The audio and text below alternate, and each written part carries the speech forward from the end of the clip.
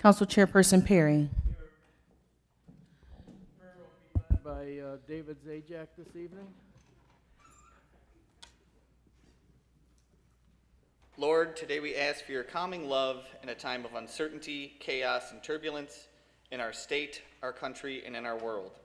We ask for your guidance as we look to make decisions that affect all that we have sworn to uphold and defend. Direct our thoughts, words, decisions, and actions toward the right path and help us stay on track. Amen.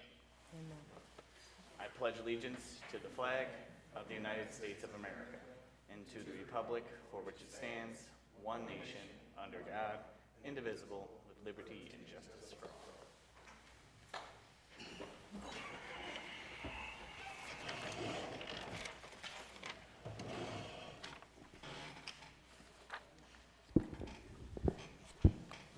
Okay, first up this evening, we have a presentation by EFPR Group CPA PLLC on the 2024 audited financials for the City of Niagara Falls. Mr. John S. Castillo will be presenting. John? Okay, so you should have a handout in front of you, that copy of which I have. So professional standards require us to communicate with you regarding matters related to the audits that are in our professional judgment significant and relevant to your responsibilities in overseeing the financial reporting process. On January 28th, 2025, we communicated our audit plan document outlining our plan for the audit of the City of Niagara Falls as of and for the year ended December 31st, 2024, including a summary of our overall objectives for the audit and the nature, scope, and timing of the planned audit work. This communication is intended to elaborate on the findings from our audits, including our views on the qualitative aspects of the city's accounting practices and policies, management's judgment and estimates, financial statement disclosures, and other required matters. We are pleased to be of service to the city and look forward to discussing our audit findings as well as other matters that may be of interest to you and to answer any questions you might have. So, flipping to page 3, the status of our audits.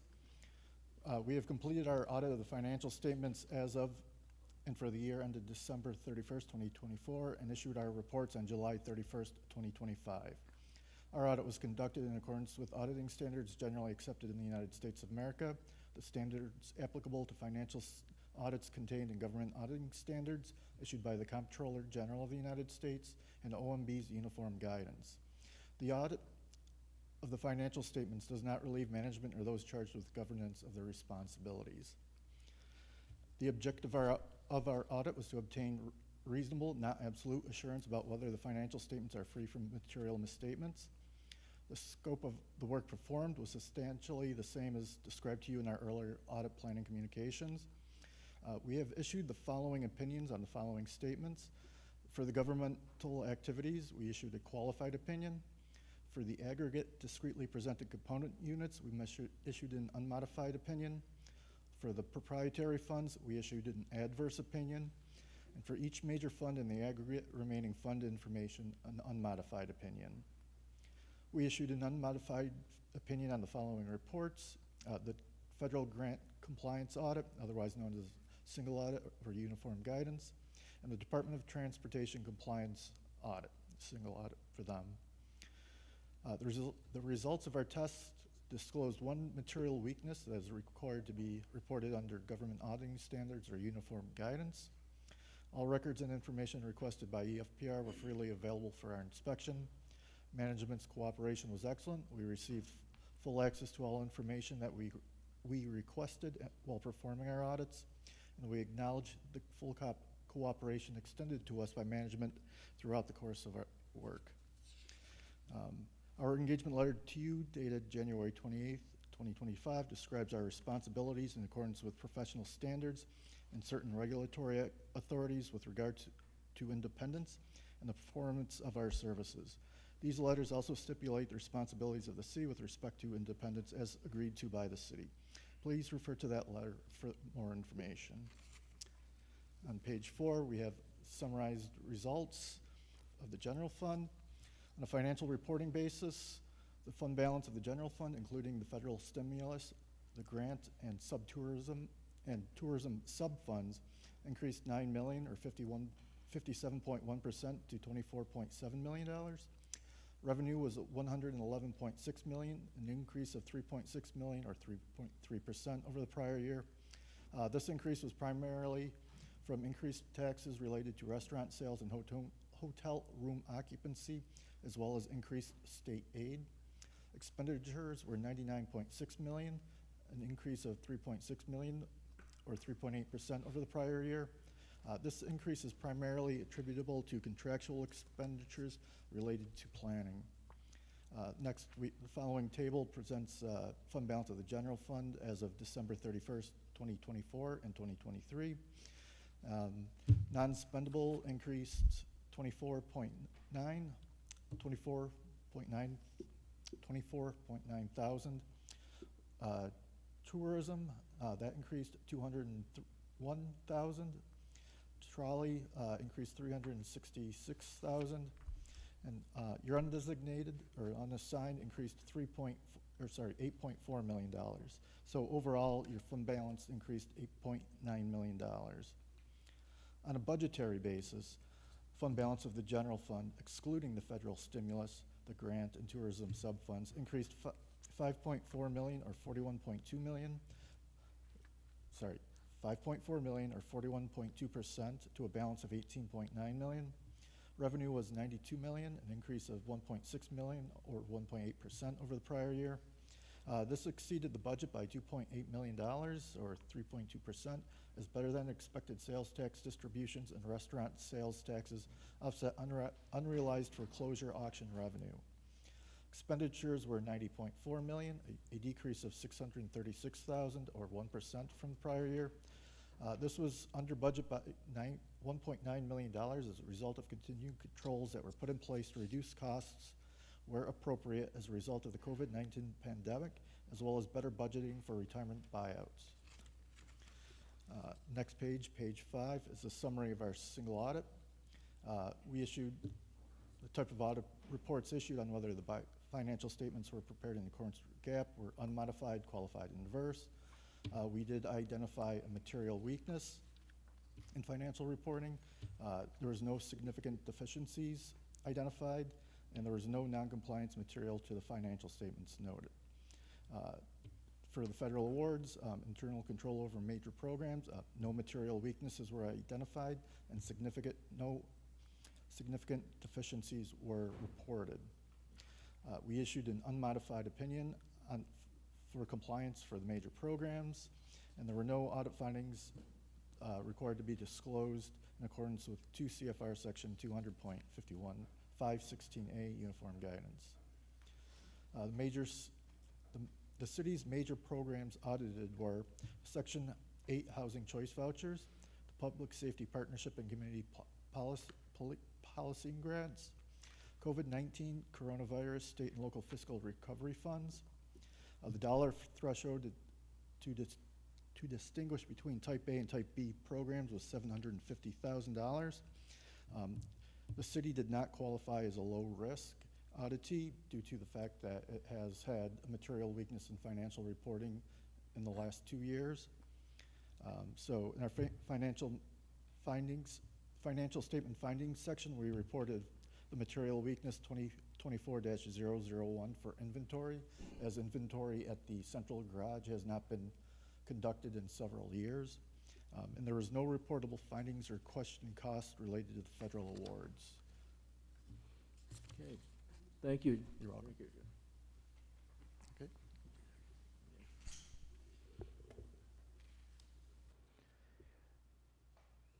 Okay, at this time, we will have public speakers on legislative items. Liz, do we have a list?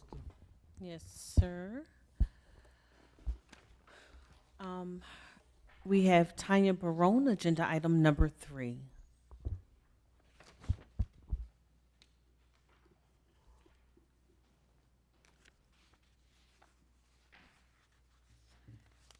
Good evening.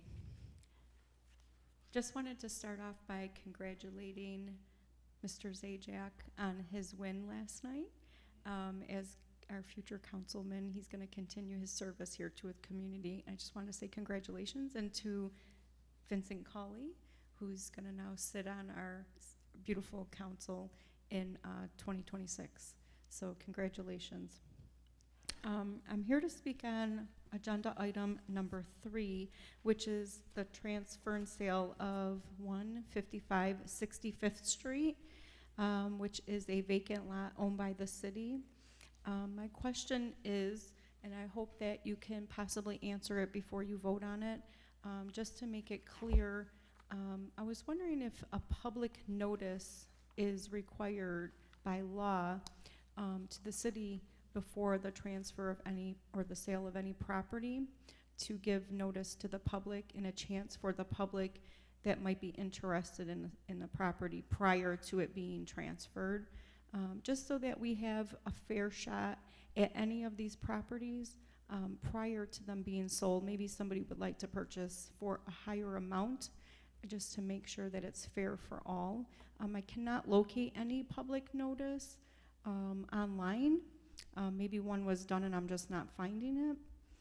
And then I seen that it's going to be a stipulation that they want to build a house and they have 3 years to build a property on that parcel.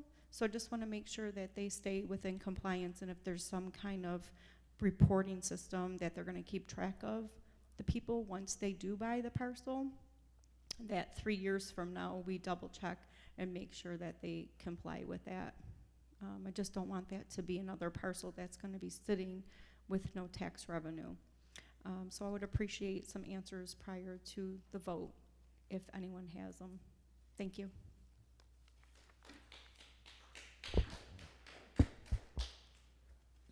There are no other speakers.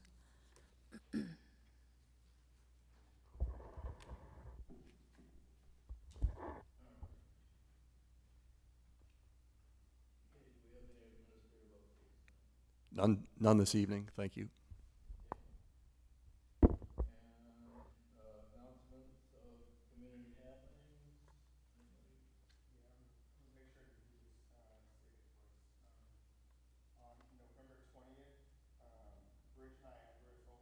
Annual turkey giveaway, and it will be at Harriet Fabbett School, starting at 4 o'clock. I know that lots of families participate, so we just want to make sure that folks are able to take advantage of what is happening at the school at that time. I would suggest getting there about 3 o'clock, because the line typically gets very long.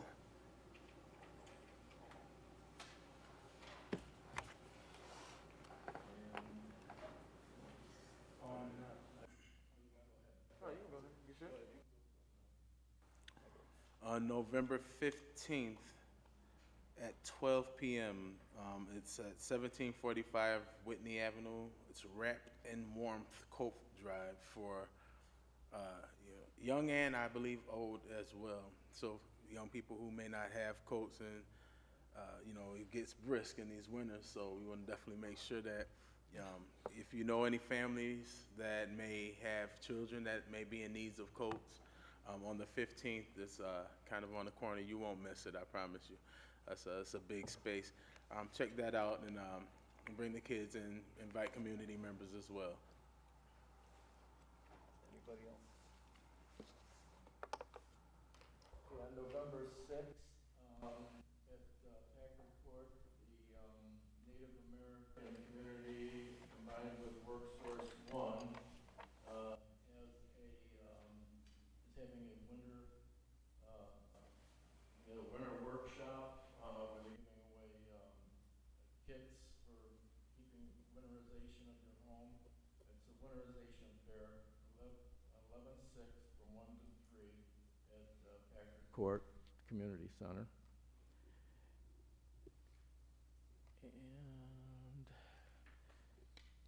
And of course, we have the leave pickup on the north end will be coming up this week, followed next week, November 16th, with the leave pickup in LaSalle area, including Cayuga Island. Those will be targeted. So, at that.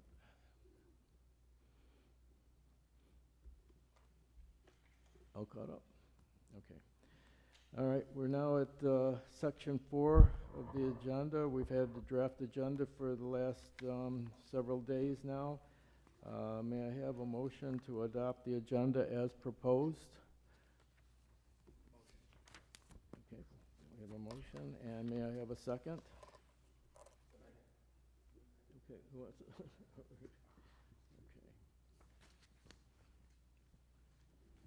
Okay, any opposition? Okay, roll call, Liz? Councilmember Archie? Councilmember Miles? Councilmember Zajac? Council Chairperson Perry? Yes. 4 yeas. The motion's adopted. Okay. Okay, moving to the clerk. We have any notices from the clerk's office tonight? No, sir. Okay. We'll move right on to legislative items. May I have a motion for legislative item number 1, please? So, Mr. Chair, vote to approve and authorize the mayor to negotiate and enter into a parking agreement with Niagara County Community College, which is SUNY Niagara, as more fully outlined in the mayor's recommendation memo dated October 30th, 2025. May I have a second, please?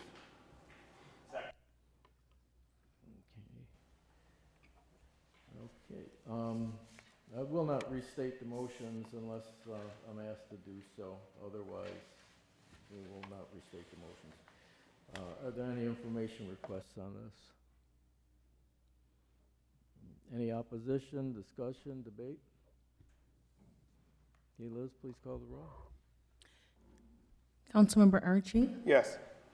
Councilmember Miles? Yes. Councilmember Zajac? Yes. Council Chairperson Perry? Yes. 4 yeas. 4 yeas, the motion's carried. Action item number 2, may I have a motion, please?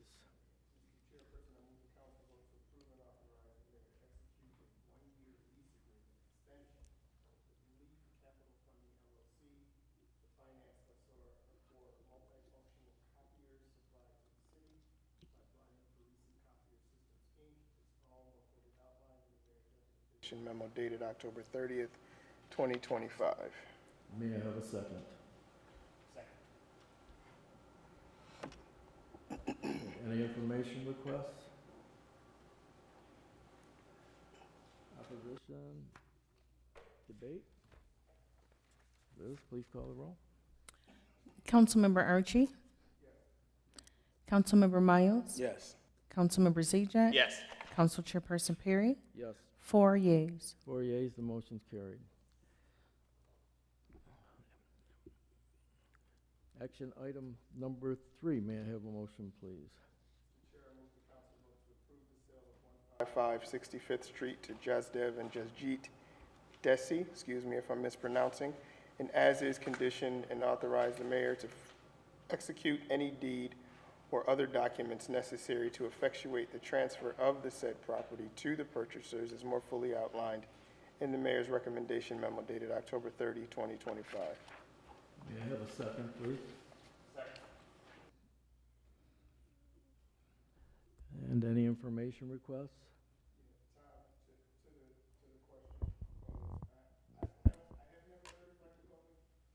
Public notice for a single piece of property that is being sold. I've seen it for like if there is a bunch of them, like put in the newspaper. Is there any such thing that happens before transfer?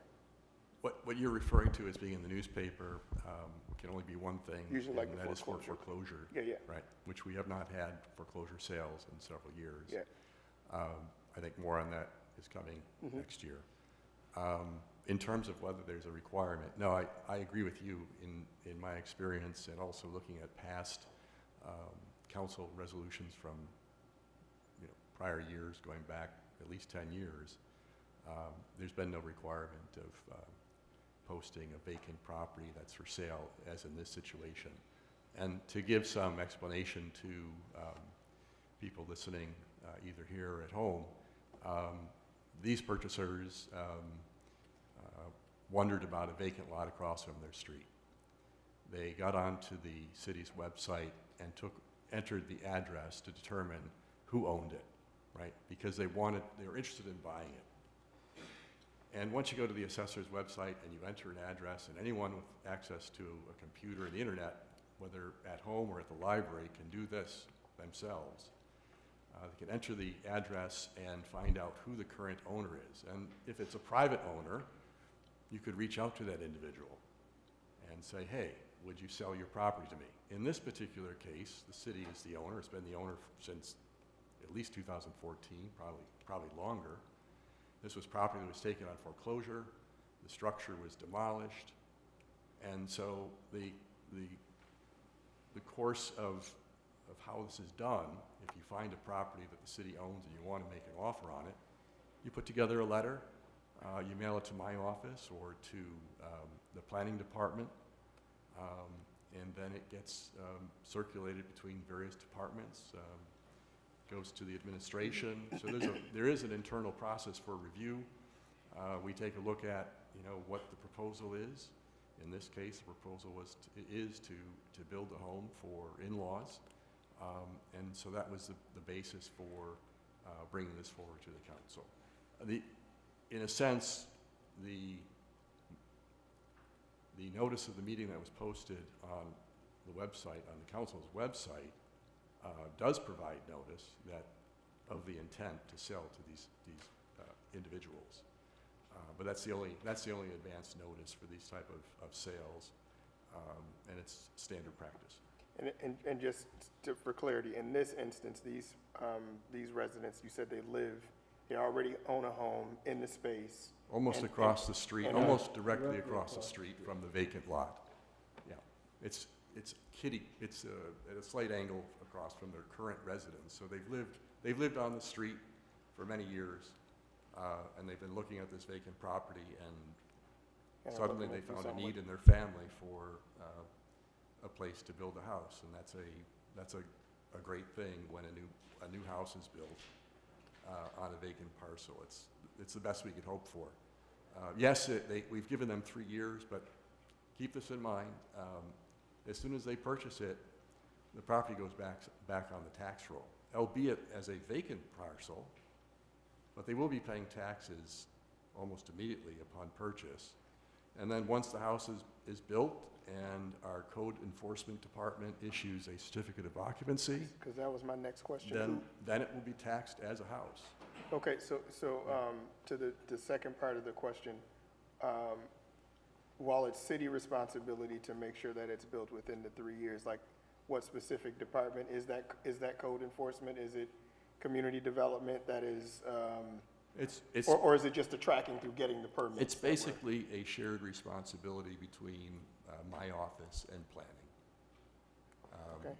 The two departments communicate frequently about what properties are available, who puts in offers, and my office was instrumental in working with these purchasers as to what would be a reasonable timeline for them to get their financing in place and their contractor in place, and it was deemed reasonable to give them 3 years' time to do that. So now, will I be here in 3 years? I don't know, but the file will be noted.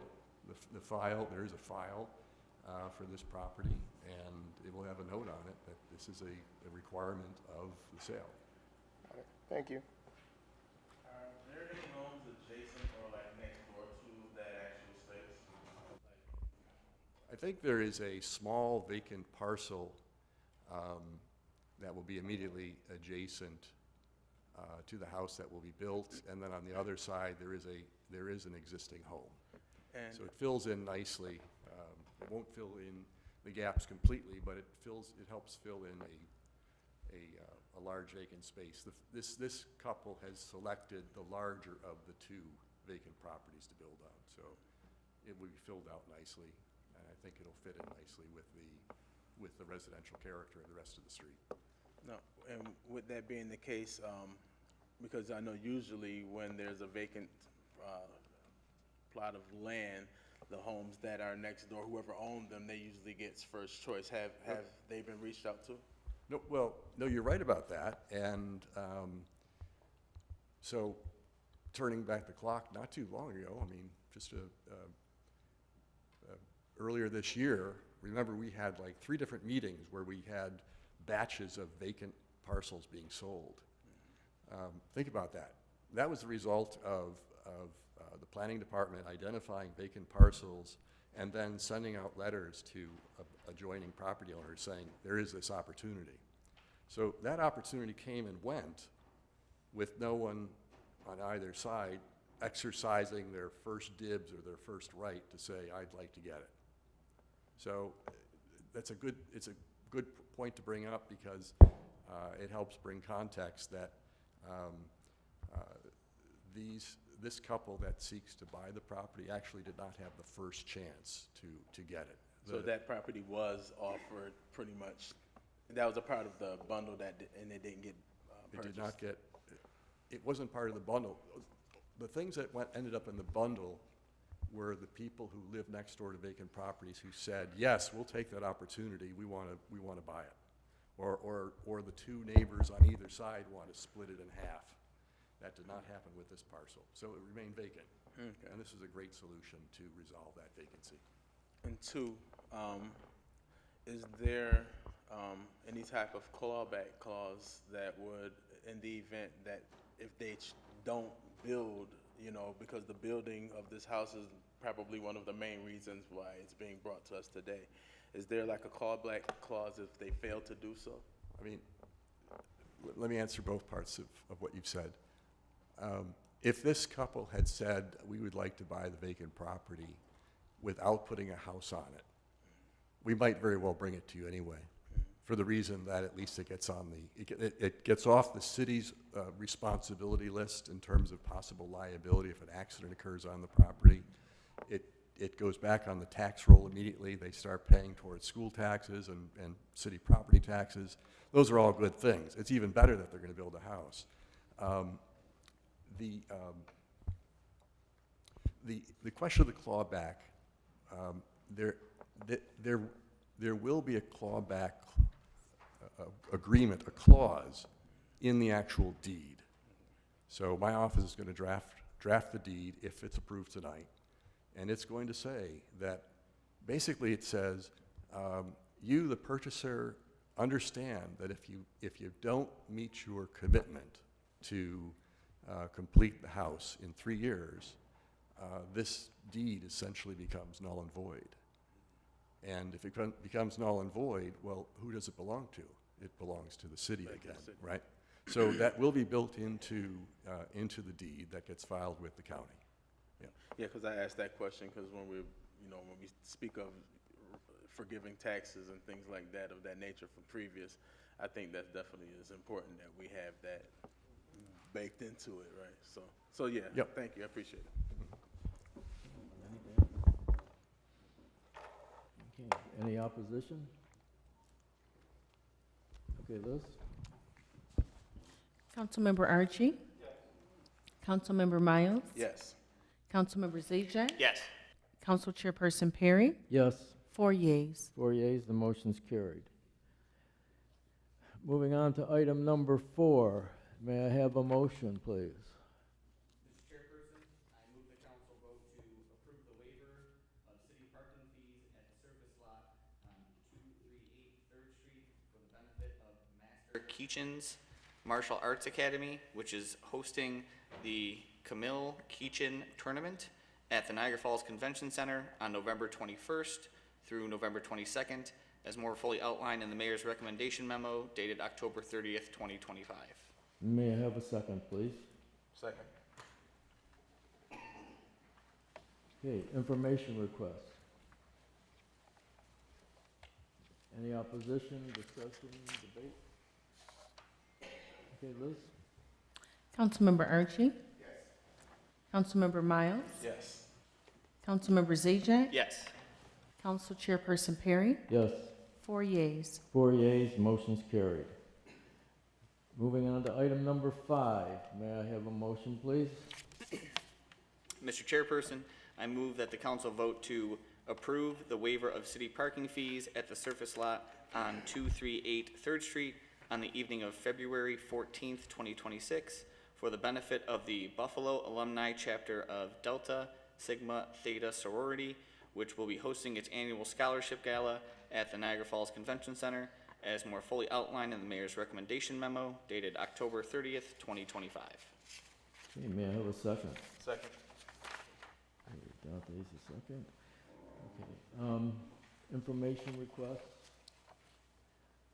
I do have a comment, a public comment on this, and we're at this point.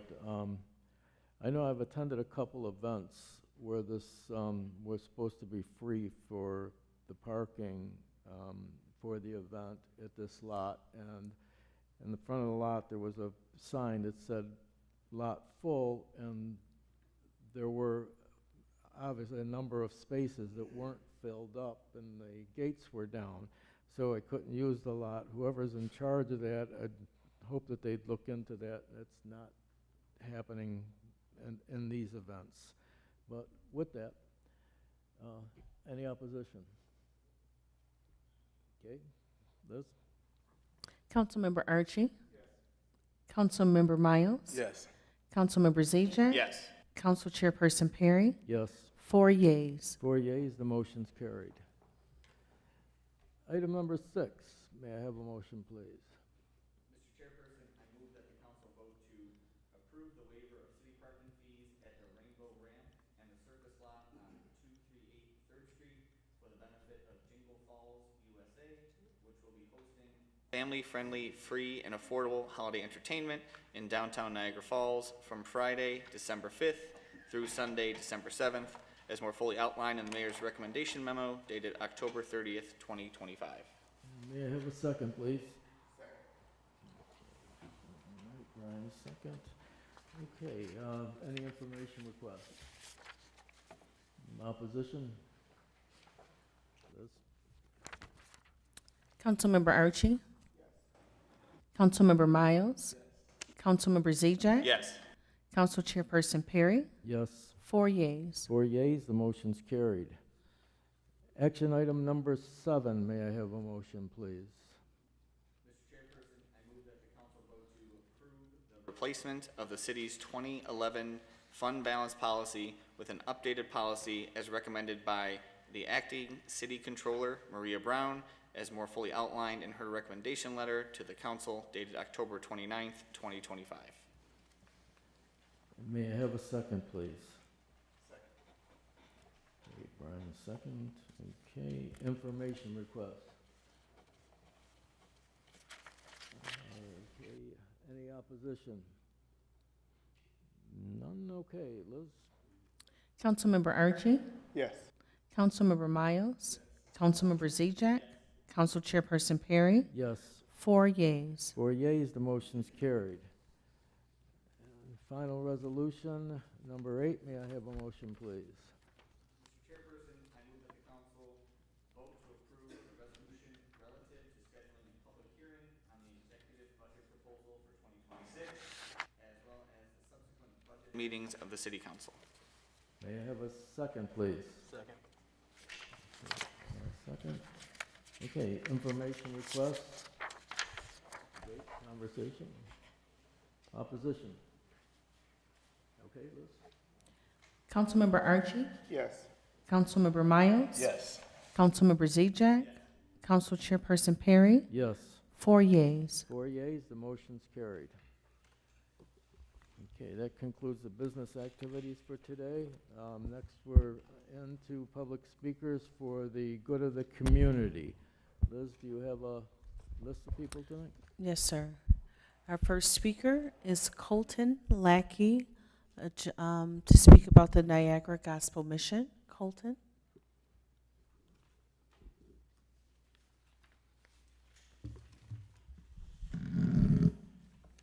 All set?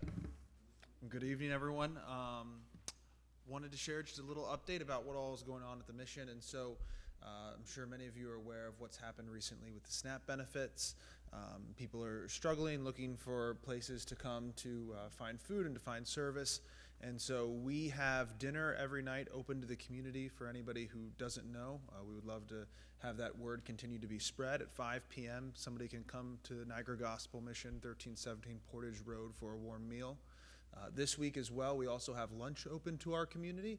And so if anybody's looking for meals during that noontime hour, we'll also be open then, and we'll continue to evaluate in the future as this continues to go on with the loss of benefits, if we will be able to continue to operate and do so.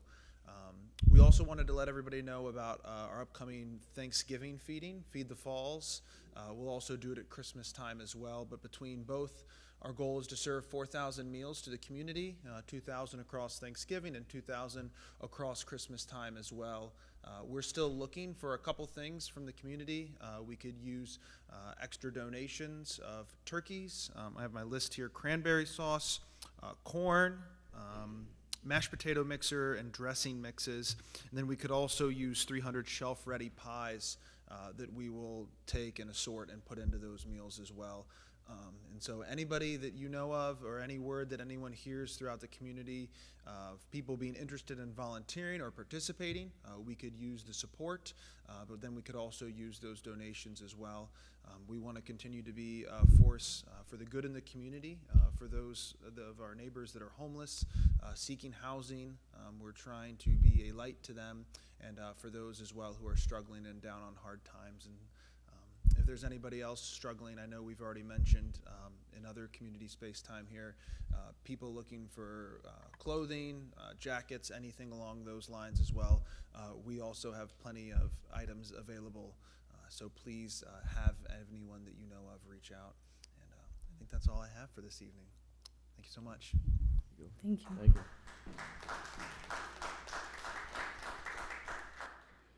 Our next speaker is Tanya Barone.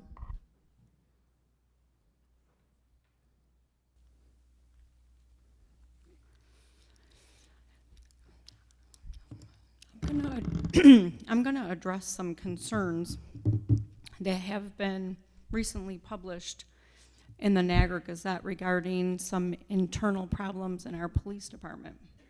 I'm going to say some things that people probably are very uncomfortable to say, but we need to address this. And I want to know exactly how this situation is going to be handled concerning this 5-page email that has been circulated from inside our police department over the nepotism friends and family plan, which is not only in this city hall, but in other departments that we have seen in regards to the tree cutting, the Hyde Park ice rink. It spreads everywhere far and wide. There has been an internal email circulated to upper echelon of the police department, including the mayor, the city administrator, and apparently 2 council members have been enlightened possibly by this email as well, but have just kind of sat idle. I don't know if that's exactly true, but I'd be curious to find out if anybody has seen the 5-page email by Lieutenant Troy Earp. There's been a lot of people that have been CC'd, and I'm looking at this email and looking at these allegations and wondering what exactly is going to be done to investigate the things that have been cited, such as the misuse of our GIVE grant money, which led me to look back at the Strive grant, which I spoke on June 4th, which the video is now taken off, which is kind of weird, because I was addressing the domestic violence grant and wondering if the community was going to see any type of benefit. It makes me feel like the only ones that are benefiting are the pockets of certain police officers that are making over $200,000. It mentions in the email about the padding of the pockets of certain people that are working there using the grant money. Fraudulent overtime and pension padding, he suggested contributed to at least 2 city police officers earning more than $200,000 last year. Payment of grant funds to police administrators who were assigned to supervise the city's state-funded anti-gun violence activities. Promotions based on personal relationships instead of qualifications. He said that the wife of an administrator received a promotion in violation of both internal departmental policy and civil service laws. He also claimed a daughter, a wife, and a business partner of members of the police brass were taken care of. Officers and departmental resources, Thank you, including Tanya. a city laptop, were used for a private security company run by a member of the police force. These allegations Thank you, need to be Ms. looked Brown. into Time is up. immediately.